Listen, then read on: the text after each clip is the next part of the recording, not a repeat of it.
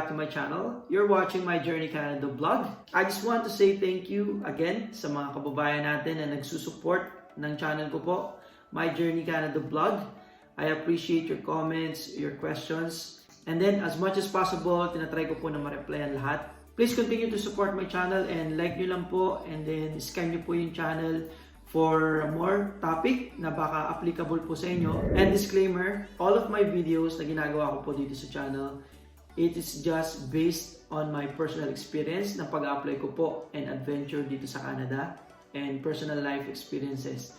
I am not related to any agencies or consultants or someone else po or company. All of them based on my research, personal experience, and again, sa mga nakausap ko na mga kaibigan. And then, meron po tayong nagtanong na mga kababayan natin regarding po dun sa video ko about dun sa legit agencies. I think yun po yung video sa POAA, ang mga approved job orders. And then, yung sa videos ko po a few days ago, yung regarding dun sa no experience, no degrees or certificates needed, and no age requirement po. May nag-comment po ng mga kabayan natin dun sa dalawang videos. First, dun sa legit approved agencies po sa Pinas, which is sa POEA, na hindi, dun po sa description, sa link, upon clicking po, yung link na naka-indicate po na sinama ko dun, hindi raw po nag-a-appear yung list of approved job orders to Canada. And upon checking po yesterday, tinry ko ngang i-copy-paste dun sa address bar ng internet or sa Google search. Gamit ko po is phone kahapon. Dinadirect po ako dun sa website ng POEA, pero blank po siya. So tama po, kabayan, yung isang nag-comment, and thank you for letting me know and clarify that one. Ang pwede nyo pong gawin, so tinry ko, is type nyo lang po sa Google or internet search or Safari, type nyo lang po na POEA, approved job orders, and then mag-a-appear po dun yung list. And then, click nyo po yung isa doon na pinakamalapit. And then, pag nandun po kayo sa website, i-click nyo lang yung approved job orders by country. Then, hanapin nyo yung Canada. Yun po, mag-appear po yun. Ang nangyari po kasi, parang pag nandun kayo sa pinaka-website na nandun yung approved job orders sa Canada, pag ginawa ko po kasi, kinapi-paste ko lang eh. Tapos yung pinaste ko siya, wala, blanco po talaga yung naka-indicate dun sa job description ng video. So, yun po mga kabayan. Double check na lang din po. And then, meron din po isa dun sa may a few days ago nga na video ko na nag-email error. Yung P. Ravensburg and Sons Limited. Tinry ko po kahapon na email. Nag-inquire po ako. And I'm still waiting for the reply if ongoing pa ba or nag-accept pa sila ng applicant. So yung first two email, nag-email po. So ang nangyari, mali po yung isang spelling ko. Yung instead of letter B, boy, ang nalagay ko po is V, victory. So kapag nag-email po kayo, make sure na tama po lahat ng letters, dot, or something else dun po sa employer or yung in-indicate nilang email. So yun lang po mga kabayan, just to clarify. And yun, sana nakatulong po itong paglilinaw sa mga kababayan natin kapag mag-a-apply po kayo online. Okay mga kabayan, so for today's video, didiscuss ko ngayon yung mga websites na pwede nyong paghanapan or pwede kayong mag-search ng mga jobs dito sa Canada. Dito po sa Canada, so maraming mga resources po and tools na way para makahanap po kayo ng mga jobs. Like yung sa mga nabanggit ko, most of the time nababanggit ko yung mga online job search. Una na dyan, Job Bank, Indeed, na parati ko nababanggit yung dalawang yon. Pero actually, marami pang legit na website or job search na pwede nyong paghanapan. And then sa video na to, ipapakita ko sa inyo kung paano ba mag-search dun sa mga other job websites dito po sa Canada. Okay mga kabayan, so for the first job search or website na parati ko pong nababanggit sa ibang videos ko po, ito pong Job Bank na website. Ang Job Bank po ay ang official job search website po ng Government of Canada. It is run by ESDC, which stands for Employment and Social Development Canada. Ang ESDC mga kabayan, ito ay ang Canadian Federal Government Department which is responsible for Canada's labor market and social programs. Andito tayo ngayon sa website po ng Job Bank ng Government of Canada. The way kung paano kayo makakapaghanap ng work dito, but I'm pretty sure aware na naman po kayo because parati pong na-discuss and marami pong nagbo-vlogs about it. Let's say for example, ang tinype ko is machine operator. Yan. So, ang mangyayari, ibabrowse niya po or isi-search niya yung machine operator jobs all over Canada na mag-a-appear po. So, try to browse.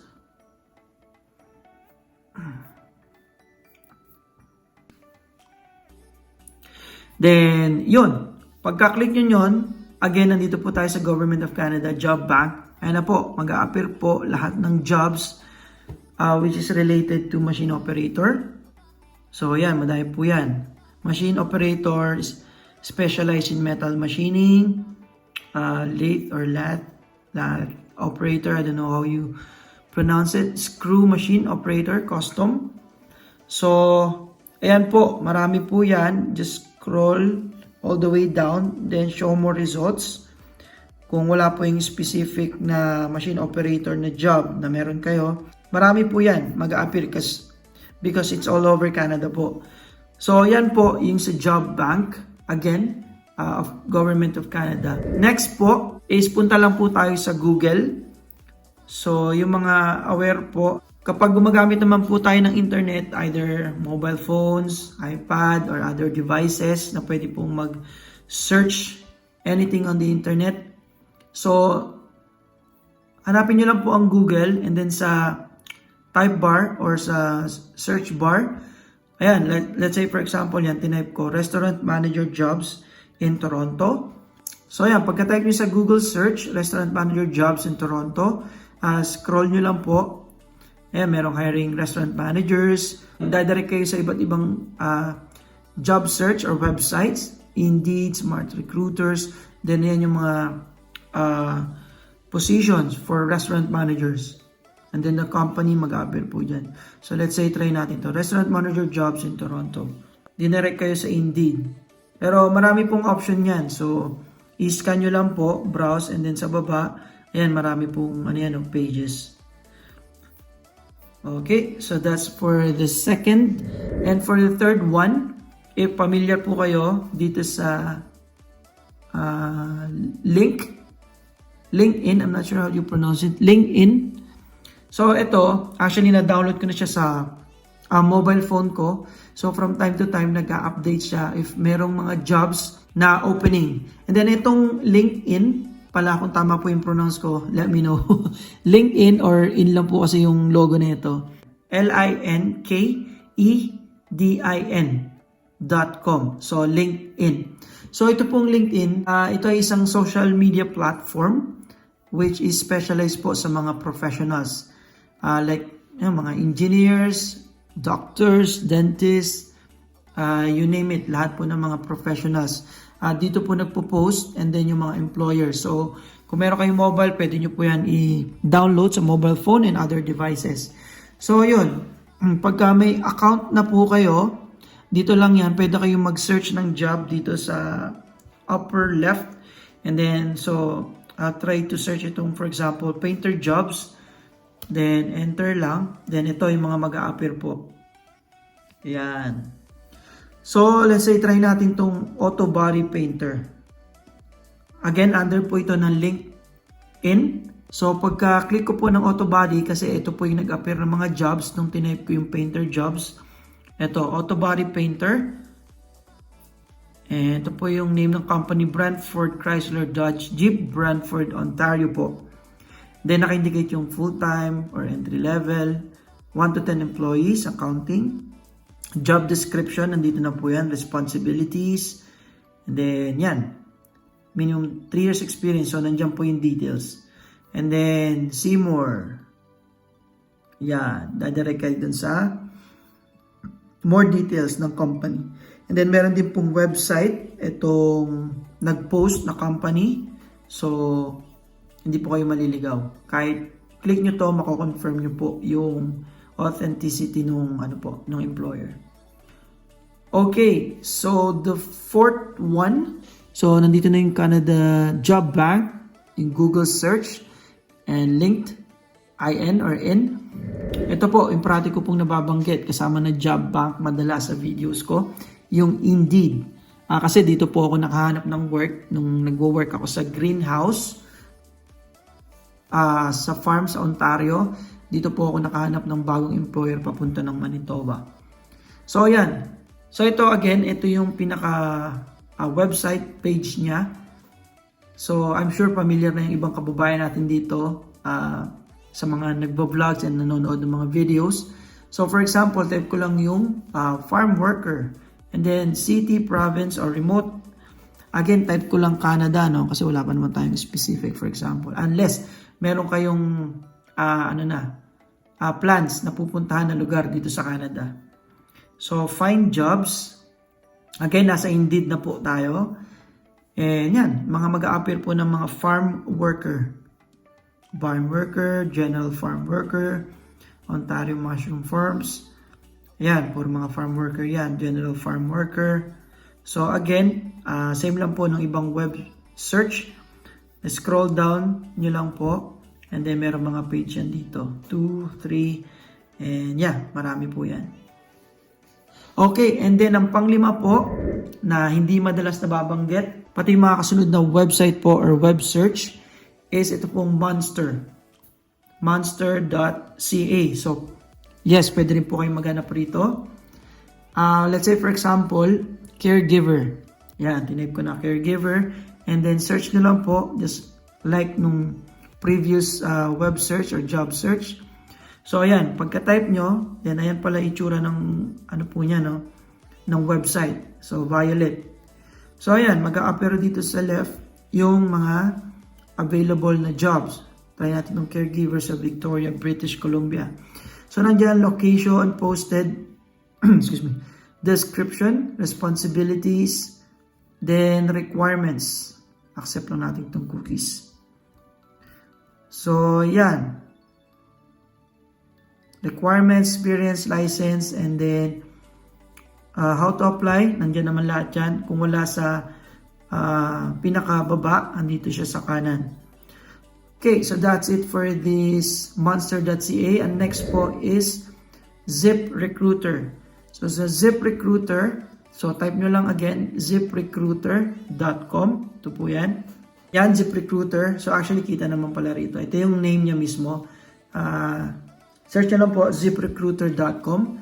So, let's say, ayan, truck driver, tinype ko na po. And then, na tayo sa Canada. Actually, US and Canada pala, no? Ayaw.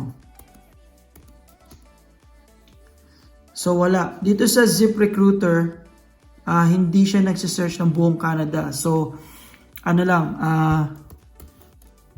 we need to put a specific city. Let's say, dito sa Calgary.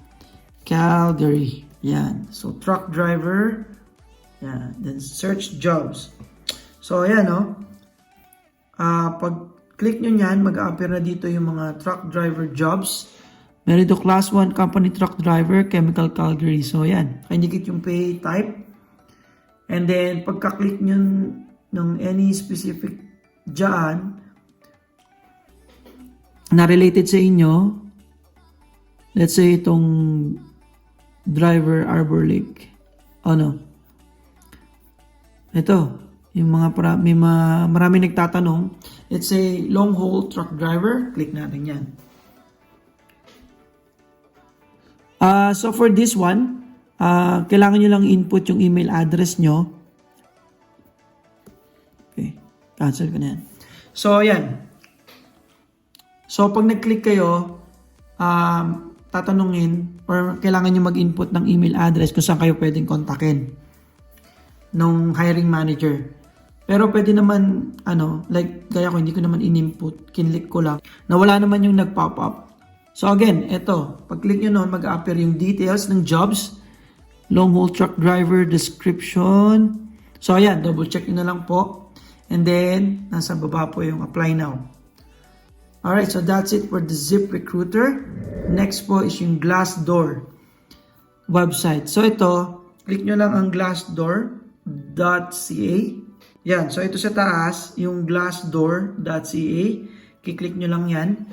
Tapos, yun, mag-appear na kagad. Then, nag-cite ako ng example, nannies. And then, yung place, nilagay ko Canada. Then, search. Tapos, yan po, yung mga lumabas. So, let's say, hanap tayo ng cleaning. Bakit cleaning ang lumalabas? It should be nannies. So, to try natin. Heritage nanny. So, ayan. So, ayan, mag-appear po yung details nitong job na to. Nanny or housekeeper, siguro yung job nyo. Kung nanny apply nyo, so almost same lang naman po. Yung jobs no? Kapag ka house nanny yung apply sa inyo. So, ayan, nandiyan po yung details, then show more. And then, yan. Details ng schedule, salary. Then, ito pong, sorry, job na to is Calgary. So, ayan. So, laro-laroin nyo lang po siya. Kung saang lugar, jobs, companies, kung may specific na kayong alam. So, yun. Then, search lang. And then, panghuli po, itong Eluta. Yes, eluta.ca. So, ito pong eluta.ca. So, ito yun. Type nyo lang yan. Any search engine or address bar ng anong devices, laptop, mobile, iPad. Type nyo lang po. Ito kanina, pag-try ko, kailangan nyo mag-register. So, ang sa akin, either sa Facebook account or sa Google. So, sa akin, in-input ko lang yung Gmail ko para makapunta kayo dito sa website ng or webpage nitong eluta.ca. So, yun. Ito yung itsura niya ng webpage niya. So, let's say, type natin yung barista. So, ayan, type ko po and then search jobs. So, hindi ko na-indicate. Canada. Though parang official website naman siya ng Canada kasi naka-address siya sa CA which stands for Canada. Actually wala no. So ayan, tinanggal ko na lang yung CA, walang lumabas or Canada dito sa city province. So ito, barista jobs. So try natin tong full-time crew member sa McDonald's po yung nag-a-appear. So ayan no. Ang pagkakaiba ng eluta.ca sa other website or web search, itong mga nauna, kapag kinlik nyo yung jobs, idadirect kayo dun sa webpage ng company like ito. Pag click ko nito, again, ulitin po natin. Yan. Dito tayo sa webpage ng eluta.ca. Then pag click ko ng job na specific sa as barista, ayan yung napili ko kasi may nakita akong tsaka malaking company. So, yan. Kiklik natin. So, see, unlike dun sa mga naunang webpage, idadirect kayo sa pinaka webpage ng employer which is McDonald's Canada. So, ayan, yung details ng job. Full-time crew, company description, job description, the job, our offer. So, yun. And then, how to apply? Ito siya, nasa kanan. Okay, that's it for today's vlog mga kabayan. I hope nakapulutan nyo ng aral itong mga legit or other websites na pwede nyo hanapan or makapag-search kayo ng jobs again dito sa Canada. So again, ulitin ko po, pwede kayo sa yung legit job search ng Canada, yung job bank. And then pwede nyo pong i-google din. And then from there, marami pong mag-a-appear and try to search kung ano yung specific na pwede sa inyo based on your work experience. And then link, nandyan po. And then Indeed, Monster.ca, ZipRecruiter, Glassdoor.ca, Eluta.ca. Yun mga kabayan, so if you like this video, please give it a thumbs up and like and share na po sa mga kaibigan, kapamilya natin. And hopefully, talaga makatulong po itong video na to. And as I've always saying, always keep safe and God bless po.